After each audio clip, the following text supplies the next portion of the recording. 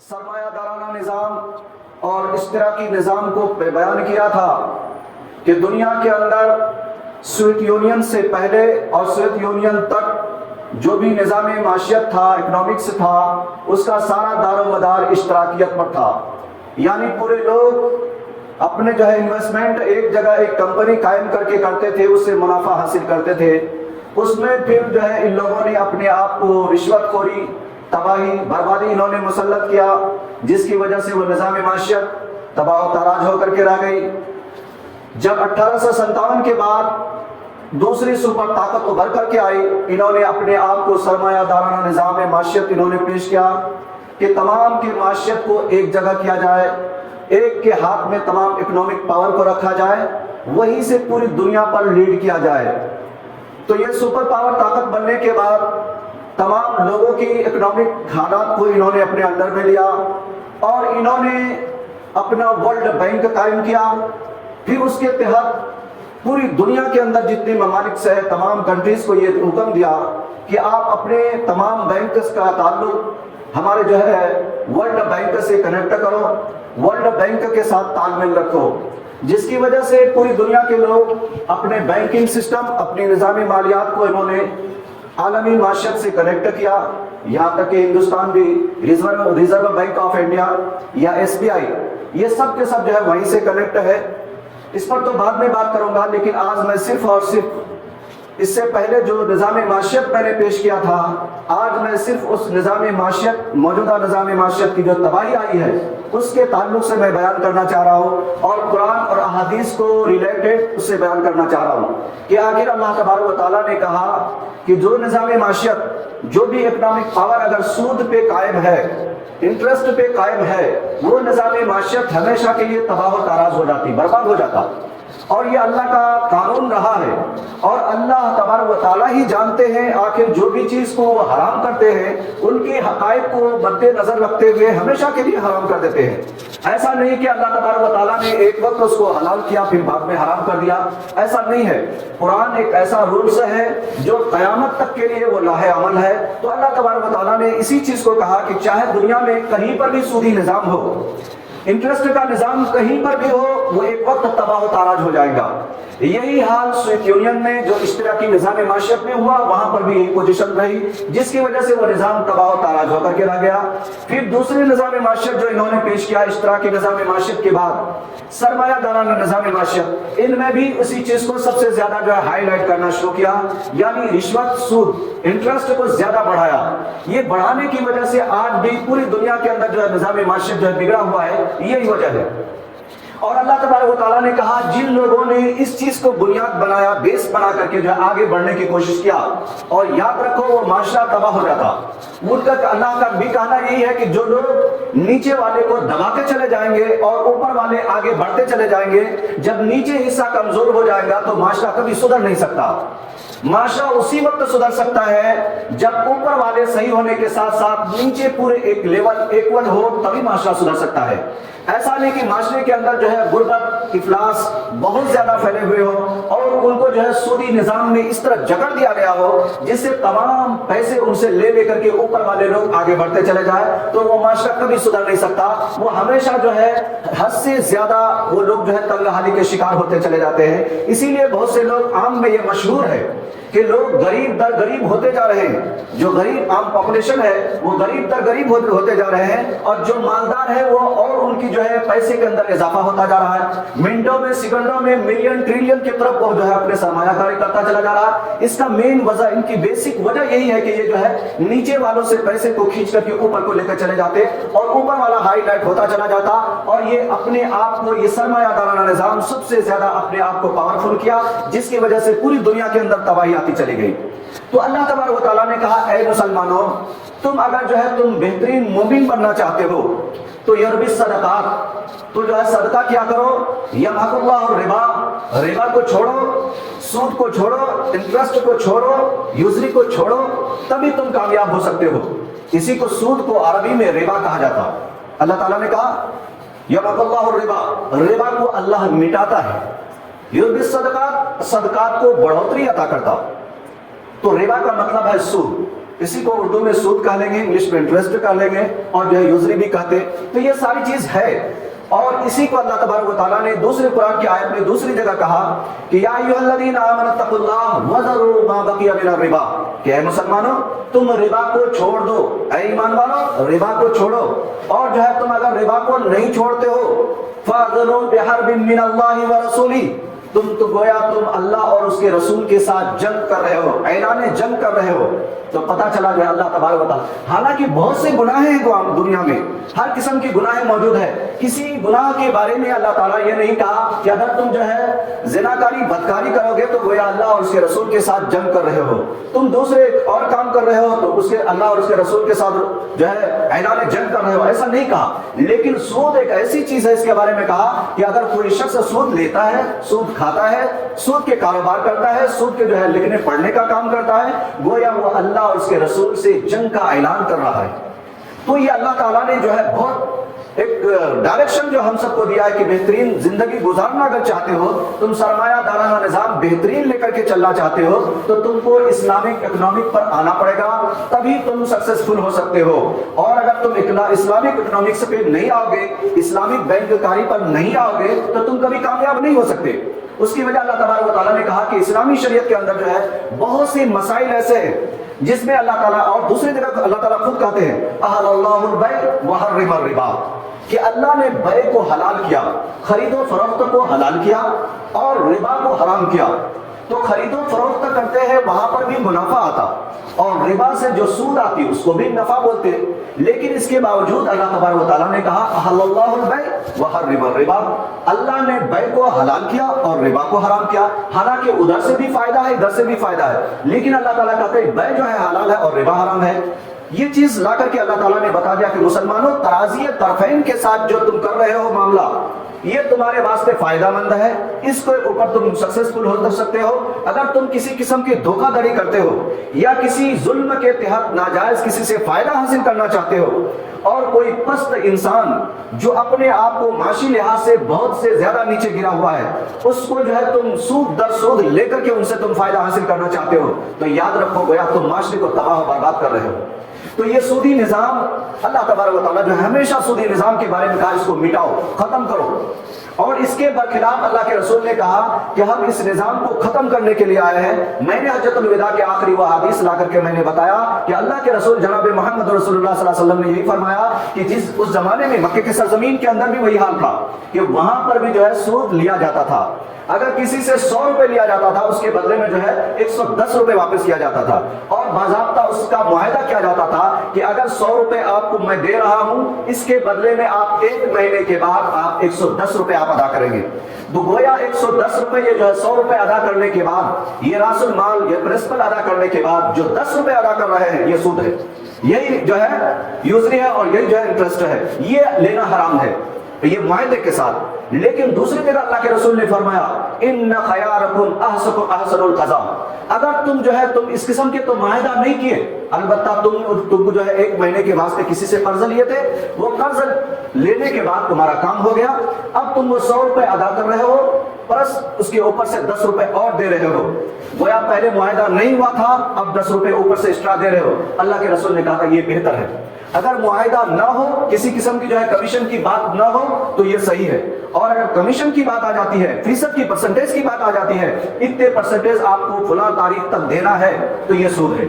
اور اگر نہیں ہے معاہدہ، پھر اس کے برخلاف اوپر سے ادا کر رہے ہیں، تو یہ سود میں نہیں آتا. اللہ کے رسول جناب محمد رسول اللہ صلی اللہ علیہ وسلم نے اسی کو کہا احسن خیارکم، تمہارے لیے بہتر ہے وہ احسن القضاء، تم بہترین طریقے سے اپنے قرض کو ادا کرو. یہ ہے قرضہ کی ادائیگی. اللہ کے رسول کے زمانے میں بھی جو ہے اس قسم کے جو ہے ہوا کرتے تھے. یہ بہت سے لوگ جو ہے اس طرح 100 روپے لیا، اس کے بدلے میں جو ہے 110 روپے پے کرتا تھا، باضابطہ معاہدہ ہوتا تھا. اور اسی طرح اور یہ کبھی کبھی جو ہے انفرادی طور پر بھی ہوا کرتا تھا کہ ایک آدمی جو ہے اس طرح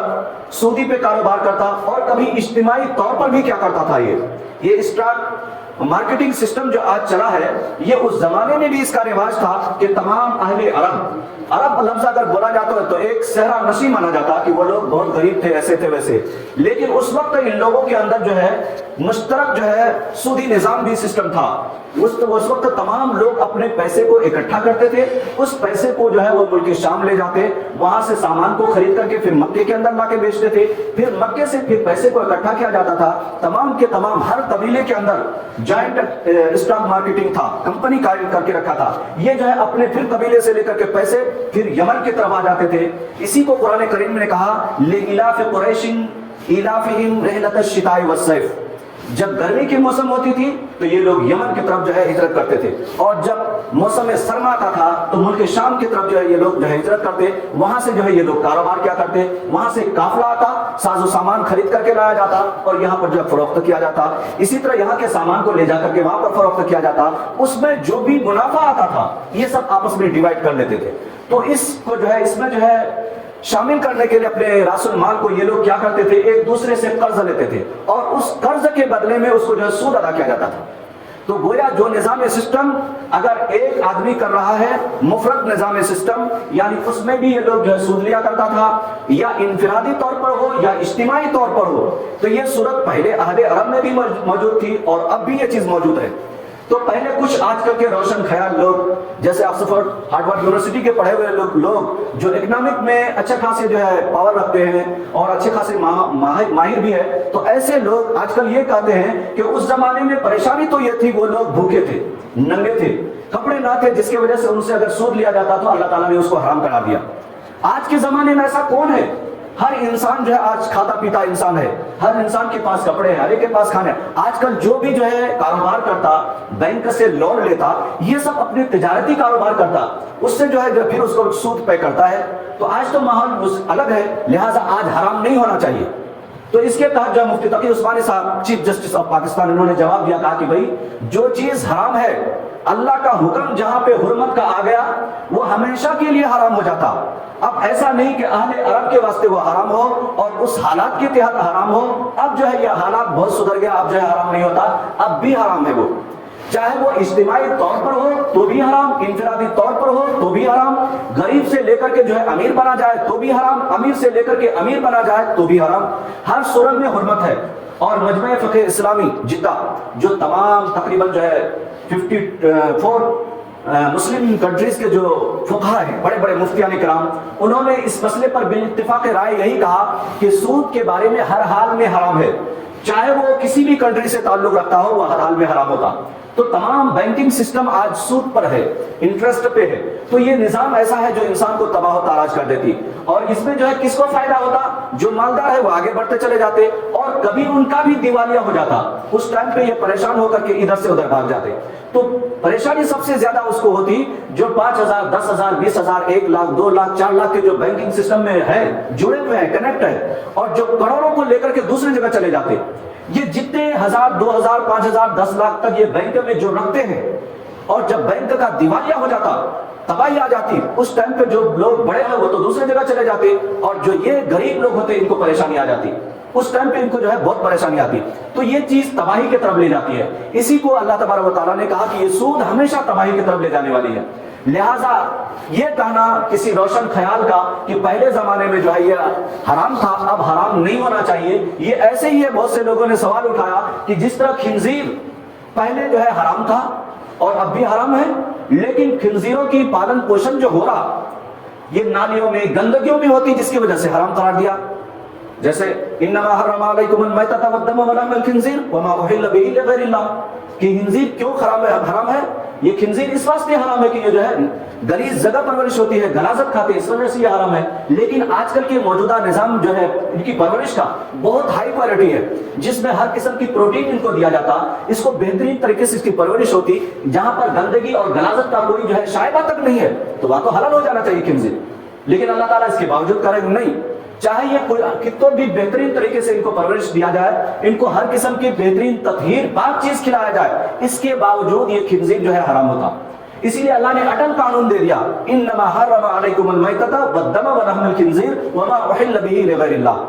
یہ حرام۔ تو اسی طرح سود کے بارے میں اللہ تبارک و تعالیٰ نے کہا یہ بھی حرام، لیکن اس کا ماحصل اسلام نے اس کا نظام پیش کیا ہے کہ بھائی اگر آپ کاروبار کرنا چاہتے ہو، آپ سودی نظام سے پاک کوئی کاروبار کرنا چاہتے ہو، بزنس کرنا چاہتے ہو، تو آپ اس طرح کر سکتے ہو۔ اسلام اور اس کو فقہ کی کتاب میں مشارکت کہا گیا،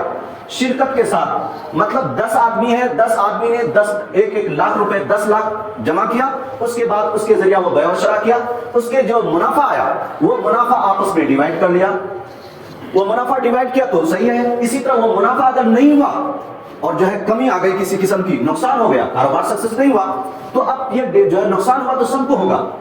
ایسا نہیں کہ ایک کو ہوگا دوسرے کو نہیں ہوگا، نفع میں بھی ساتھ نقصان میں بھی ساتھ، تو یہ کاروبار ٹھیک ہے۔ تو اسی کو جو ہے اشتراکی نظام معیشت ہم کہہ سکتے ہیں اسلام میں، کہ اس طرح کر سکتے ہیں انسان کہ آدمی جو ہے 10-10 لاکھ کر کے ایک جو ہے کمپنی قائم کرے، اس پیسے سے جو ہے پھر جو ہے کروڑ آئل یا کچھ تو بھی خرید کر کے پھر اس کو فروخت کرے، جو منافع آئے تو آپس میں ڈیوائڈ کر لے، تقسیم کر لے، ڈسپیوٹ کر لے، تو یہ جائز ہے۔ یہ اس کو مشارکت کہا جاتا اسلام میں، اور اس میں کسی قسم کا سود ہم کسی سے لے بھی نہیں رہے، بلکہ اسی حساب سے ہم جو ہے بالکل جو ہے ڈسپیوٹ کر رہے ہیں، دے رہے ہیں، تقسیم کر رہے ہیں۔ دوسرا نظام معیشت اسلام میں کہا گیا کہ مرابحہ،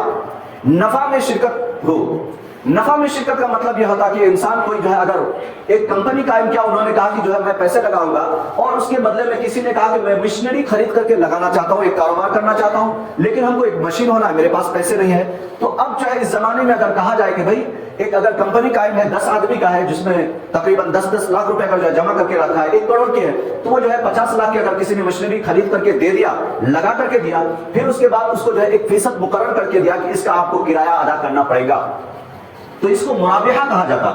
تو اس کو لیزنگ انگلش میں کہا جاتا، تو یہ بھی جائز ہے۔ اسی طرح اور کاروبار میں کہا گیا، اسی طرح جو ہے اور ہے دوسرے اجارہ مشینری کو کسی کو کرائے کے طور پر دے دینا، تو اس قسم کی نظام معیشت کو جو ہے مسلمانوں میں جو ہے عام کرنا چاہیے، اس میں جو ہے فائدہ ہے۔ لیکن جو بھی بینکنگ سسٹم سے جڑے ہوئے ہیں، اور جو ہے چاہے وہ دارالحرم میں ہو یا دارالاسلام میں ہو یا دارالامن میں ہو، بہت سے لوگوں کا خیال رہتا کہ دارالحرم میں جو ہے اس قسم کی سودی نظام کرنا جائز ہے، اس سے پہلے شاید فتویٰ بھی نکلا ہوگا، آپ سنے ہوں گے۔ تو سودی نظام چاہے دارالحرم ہو دارالاسلام میں، ہر حال میں ناجائز اور حرام ہے، لیکن فرق یہ ہے کہ دارالاسلام میں جو سود ہے اس کو چھوڑ دیا جاتا تاکہ وہ بینک سے دوسرے آلات استعمال کر سکتا ہے، اسلام کے مطابق کام کر سکتا ہے، تو وہاں پر چھوڑا جا سکتا ہے منافع کو۔ لیکن دارالحرم میں جو ہم بینک چاہے سیونگ اکاؤنٹ ہو یا کرنٹ اکاؤنٹ، کرنٹ میں تو کسی قسم کا فائدہ نہیں رہتا، سیونگ میں اگر فائدہ ہے تو آج کل کے موجودہ مفتیان کرام یہی فتویٰ دیتے ہیں، سیونگ اکاؤنٹ کسی کو ہے تو وہ اپنے آپ کو چاہیے وہاں سے پیسے لے لے، جو سود آیا ہے ان کے اوپر تو وہ لے لینا چاہیے، اور کسی کو بلا منافع، بلا کسی اس کے جو زکوٰۃ کے مستحق ہے اس کو دے دینا چاہیے، ثواب کی نیت نہیں رکھنا چاہیے۔